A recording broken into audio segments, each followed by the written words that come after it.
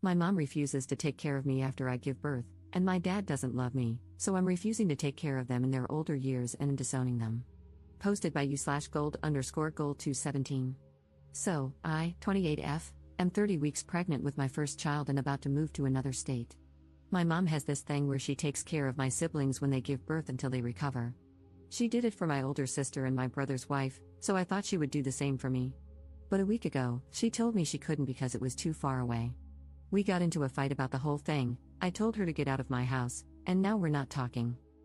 Before you judge me and say that my mom isn't obligated to take care of me, I'll tell you that it was never about that.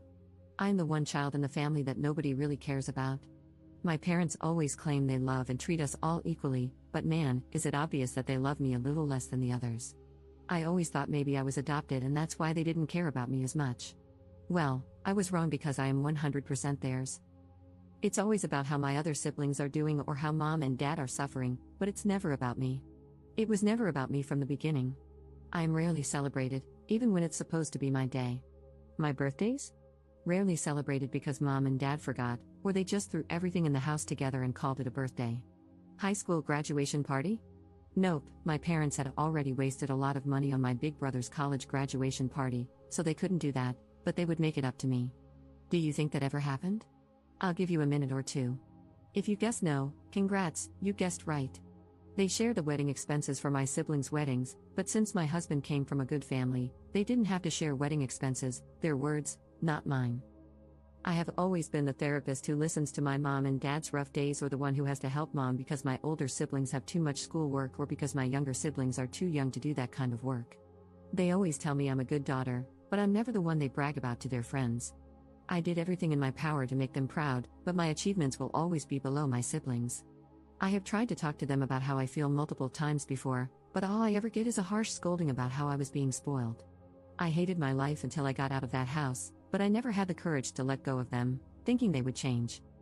Well, my mom just proved me wrong. Mind you, my older sister lives a whole ocean away from us, but mom decided that taking a 10+ hour flight to another continent, twice, was not hard at all. But all of a sudden, taking a 4-hour ride to my home is too much? Especially when I'm in a place where I don't know anyone except my husband? I'm so effing tired of them putting everyone else above me. So, I'll make things right between us before I leave because I don't want to end things on a bad note. But once I get to my new home, I'll just cut all contact. I don't think I have the energy to deal with this crap anymore.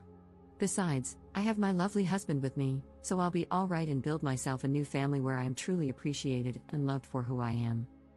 Note, I'm the third out of 5 children. My younger siblings are twins. Notable comments. Commenter.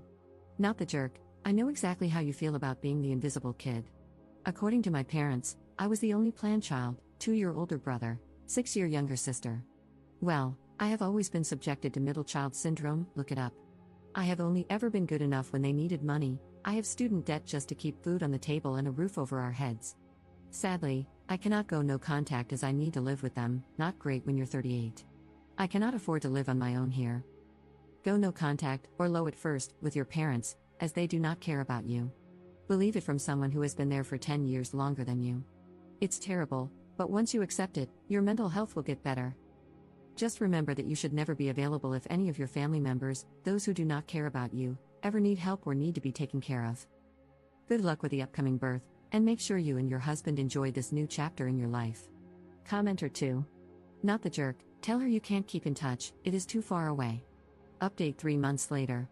Hello, first, I would like to thank everyone for their kind advice. I was honestly shocked when I saw all of these messages. I really appreciate it. A lot has happened since my last post. I tried to call my parents, but they had blocked me, and I couldn't reach them. Still, I was determined to get the closure that the younger version of me wanted. So, I called my older brother and asked if we could meet up and talk about the situation. He told me that he wouldn't meet up with me after what I had done to our mother and berated me, saying that I was an ungrateful person and that mom was under a lot of stress and pain because of me. I told him that it wasn't fair for him to just assume I was the villain and that he couldn't even understand my point of view because they didn't treat him the way they treated me my whole life. He knew they treated me like their personal chef, maid, and therapist for years, yet they couldn't even give me the love and attention I wanted just once in my whole damn life. He basically screamed at me through the phone, calling me a piece of trash for saying that, insisting that mom and dad treated us all equally, and claiming I was just a damn narcissist who can't think about anyone but myself. I tried to talk, but my emotions got the better of me, and I started breaking down on the phone. He hung up on me. I even started asking myself if I really was the narcissist my family seemed to think I was. But my husband came to the rescue and helped me through all of this, though the doubt that maybe I was in the wrong still lingered in my head. I guess my brother told my parents that I had called him because Dad called about 2 days later and asked me to meet up at their house. I was about to say no, but I couldn't because his voice was filled with remorse.